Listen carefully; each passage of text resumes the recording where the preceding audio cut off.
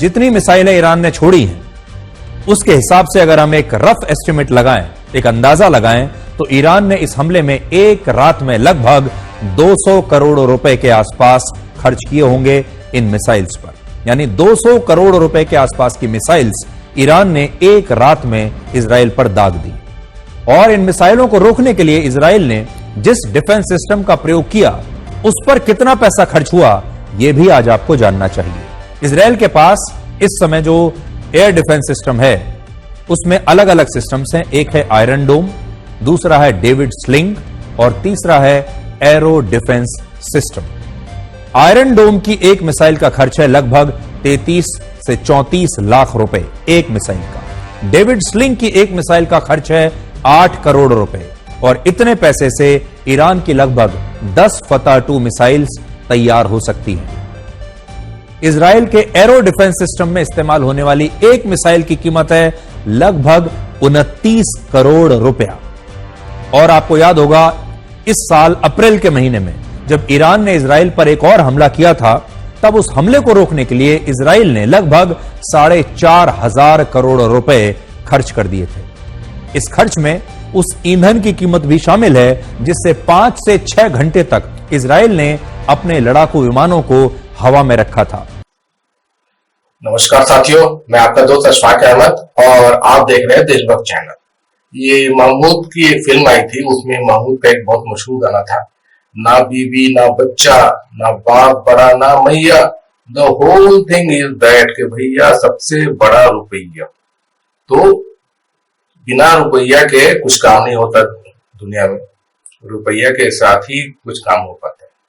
तो ये जो काम है, कोई भी चाहे रोजी रोटी का हो, खाने पीने का हो, इंटरटेनमेंट का हो, और या नहीं तो वार, लड़ाई।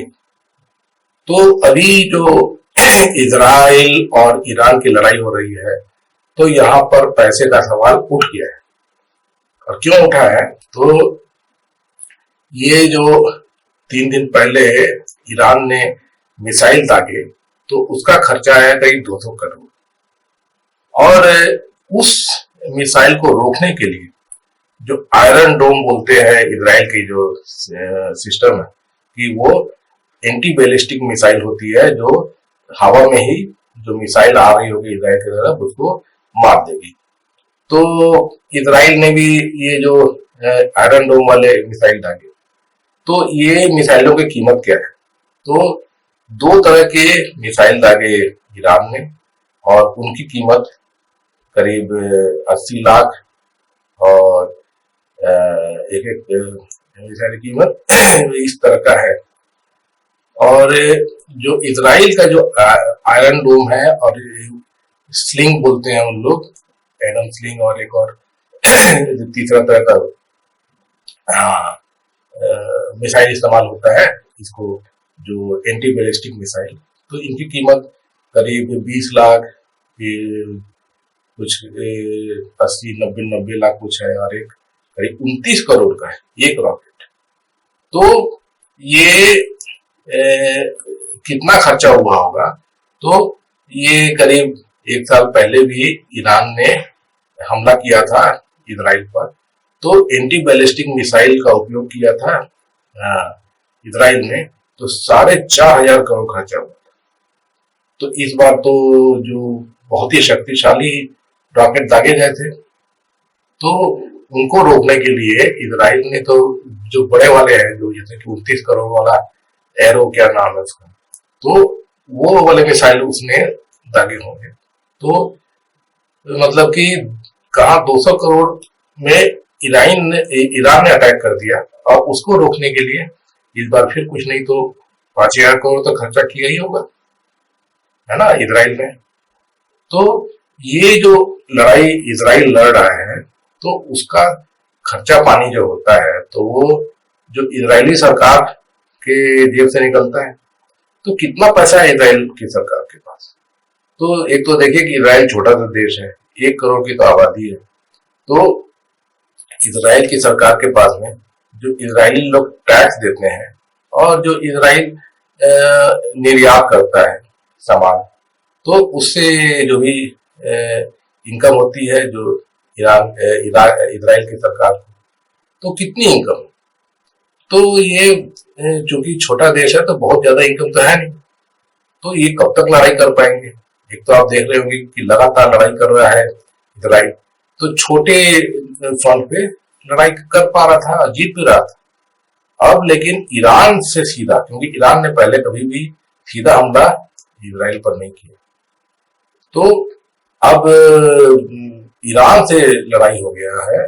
तो ईरान बड़ा देश है और ताकत उसकी ज्यादा है इजराइल से, तो ये कितना महंगा पड़ेगा, तो सवाल रुपया का है। तो इजराइल का बहुत मुश्किल है अब, क्योंकि कंगाली की हालत में होगा इजराइल, है ना।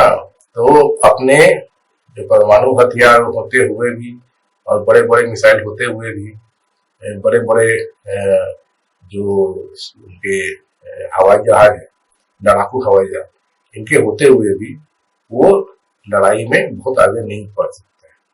और लड़ाई जो है आप कैसे देख रहे हैं, तो लड़ाई में तो आप देख रहे हैं कि ईरान जो है वो 7 अपने सामने फ्रंट तैयार करके रखा हुआ है इजराइल को घेरने के लिए, और वो सभी फ्रंट पे लड़ाई चल रही है और हर फ्रंट पे इजराइल की हालत खराब हो रही है। तो जिस हमास को बोला था कि उसको नेस्तनाबूद कर दिया है, उसी हमास ने कल फिर से हमला किया है, जबरदस्त हमला, और वो पूरा वीडियो दिखा रही है कितने 100 जो है वो इजराइल के सैनिकों के मार गिराए, उनके 100 दिखा रहे थे। और उधर जो लड़ाई चल रही है लेबनान से, तो लेबनान के हिजबुल्लाह है, जबरदस्त तरीके से लड़ाई कर रहे हैं, वहां भी इनके बहुत लड़ाका जो मारे जा रहे हैं और इजरायली सेना को पीछे हटना पड़ रहा है। और तीसरी तरफ इधर देख लीजिए, जो हौती जो है वो यमन के, वहां से वो ड्रोन से हमला करते हैं। तो ड्रोन जो होता है, वैसे तो मतलब क्या होता है कि ड्रोन स्लो स्पीड चलता है, आपको पता है, तो उसको पकड़ना मार गिराना आसान होता है, लेकिन फिर भी वो उसको मार गिराने के लिए जो रॉकेट होते हैं तो बहुत महंगे हो रहे हैं। तो इजराइल उनको भी नहीं रोक पा रहा है। बताइए कि तेल अवीव में ड्रोन, यमन के ड्रोन जो जाके और वहां पर हमला कर रहे हैं, वहां पर आग लगी हुई है भयंकर। उनके जो कैपिटल की ये हालत है, सोचिए पूरे इजराइल की क्या हालत है। तो एक तरफ और इसकी जो एक तो मतलब कि शक्ति जो है, तो वो शक्ति चारों तरफ से बढ़ रही है, तो 7-7 जगह से मतलब हमला हो रहा है। सीरिया में भी इजराइल ने एक रॉकेट गिराया था, एक डिपो है सेना का उनका, और वो डिपो जो है एक्चुअली रशियन आदमी का है। तो रशिया से पंगा हो गया, तो रशिया का नुकसान हुआ, तो रशिया भी हमला करेगा। तो ये तो यहीं पे वो पार नहीं पा रहे हैं कि हिजबुल्लाह जो है उनको खदेड़ रहा है, यमन वाले जो है उनके कैपिटल में हमला कर रहे हैं, और हमास जो है वो भी अब कामयाब होता दिखता है, और ईरान तो है ही। तो ये जो लड़ाई है, तो उसमें इजराइल बहुत बुरी तरह मार खा रहा है और अभी आगे बढ़ना बहुत मुश्किल है। तो ईरान का जो एक तो जो हमला हुआ था तो सक्सेसफुल था, उसके 90% जो मिसाइल थे वो तो काम कर गए, सिर्फ 10% जो है उनको नष्ट कर पाया इजराइल, क्योंकि बहुत ही शक्तिशाली मिसाइल थे, उनको रोक पाना मुश्किल था। और दूसरे इजराइल अब जवाब दे पा रहा है। कितने रॉकेट जैसे एंटी बैलिस्टिक मिसाइल होते हैं, कितने दाग पाएगा, पैसे का सवाल आ गया। तो यही वजह है कि बहुत बुरी तरह मार खा रहा है इजराइल। और ये जो नेवतिम एयरबेस का जो बता रहे थे कि कोई भी आदमी नहीं मरा, कुछ नुकसान नहीं हुआ, लेकिन जो सैटेलाइट इमेजेस तो दिखा रहे हैं कि जो उनका हैंगर है बुरी तरह क्षतिग्रस्त हो गया है, गड्ढे हो गए हैं जो एयरबेस बड़े बड़े। तो ये सब जो हुआ है, तो ये ईरान का मिसाइल की वजह से हुआ है। और ईरान जो बोल रहा है कि उनके जो F-35 विमान, उनको नष्ट कर दिया 20 की तादाद में, और जो उनका एयरबेस को तहस नहस कर दिया। तो हम सही बता रहे हैं, ये तो सैटेलाइट फोटो देख बता रहे हैं।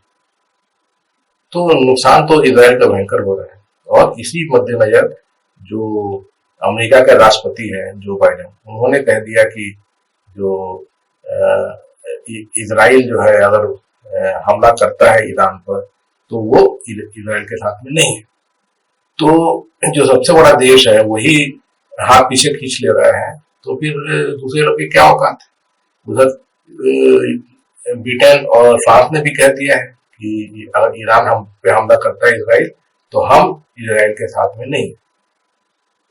तो इजराइल हर तरह से फंस गया है, तो पैसे से भी फंस गया है, जो सहयोग मिलना चाहिए वो मॉरल सपोर्ट उसमें भी फंस गया है। अब देखिए क्या होता है कि अमेरिका हो चाहे ब्रिटेन हो चाहे फ्रांस हो, तो वो मिसाइल और लड़ाकू विमान और जितना भी साजो सामान होता है लड़ाई के लिए वो देगा, लेकिन फ्री में नहीं देता है ना, पैसे लगते हैं उसके लिए। तो इजराइल कितना पैसा खर्च कर सकता है। और ये जो देश है जैसे अमेरिका है, तो अमेरिका ऐसे मतलब कि अपने जेब से तो पैसा खर्च करके लड़ाई नहीं करेगा। जब लगेगा अमेरिका को कि उनका नुकसान होने वाला है, तब जाके वो अपने जेब से पैसा खर्च करके लड़ाई में उतरेंगे। एकदम सीधी सी बात। तो ये पूरा जो हिसाब किताब दिखता है, तो ये दिखता है कि इजराइल मजबूर हो चुका है और इसीलिए उसने वापस हमला भी नहीं किया। 3 दिन हो गया ना, क्यों नहीं हमला किया, वापस क्यों नहीं बदला लिया, तो उसकी वजह यही है। और दूसरी तरफ आप देखेंगे तो कतर में मध्यस्थता की बात चल रही है कि लड़ाई झगड़ा बंद करो, तो इसके लिए ईरान के प्रेसिडेंट भी गए हुए थे और सऊदी अरेबिया के विदेश मंत्री भी पहुंचे थे कतर, तो ये भी बात चल रही है। और उधर बयान भी आ रहे हैं, अमेरिका से आ रहे हैं और यूके और फ्रांस से आ रहे हैं। तो कुल मिला के इजराइल बहुत बुरी तरह फंस गया है ये लड़ाई करा के। और अब दिखता है कि इजराइल जो डिमांड है, अभी यूनाइटेड नेशंस में भी रेजोल्यूशन पास हो गया है कि फलस्तीन की जमीन फलस्तीन को वापस करना चाहिए, एकदम सीधा। तो इस पे इजराइल जो है, अब इजराइल पे प्रेशर पड़ेगा, क्योंकि अब जो बात चल रही है कि ईरान ने भी कह दिया है कि जब तक इजराइल वहां पर है तब तक वहां शांति बहाल नहीं हो सकती है, क्योंकि इजराइल खुद जो बना हुआ है वो दूसरे जमीन पे बना हुआ है, फलस्तीन की जमीन पे बना हुआ है, तो उसको वहां से हटना पड़ेगा। मतलब इजराइल कोई देश ही नहीं होना चाहिए। तो ये बात जो है पूरा इंटरनेशनल लेवल पे चल रहा है और बात सही भी है कि अगर आप मतलब क्या है कि आप दूसरे जमीन पे अगर कब्जा करेंगे तो चुप तो बैठेगा नहीं, है ना। तो ये अब जब इजराइल बढ़ते बढ़ते इतना बड़ा हो गया कि पूरा का पूरा फलस्तीन को खा गया, बस छोटा सा इलाका गाजा स्ट्रिप और वेस्ट बैंक, और वो भी जो है कब खत्म हो जाएंगे पता नहीं, ये तो फिर बाहर जाएंगे और फैलेंगे। तो दूसरे मतलब उसके अंदर दूसरे देश है, जॉर्डन हो गया, तो इधर सऊदी अरेबिया हो गया, तो और भी देश जो है खाड़ी के वो सब हो गए, तो उनको खतरा है।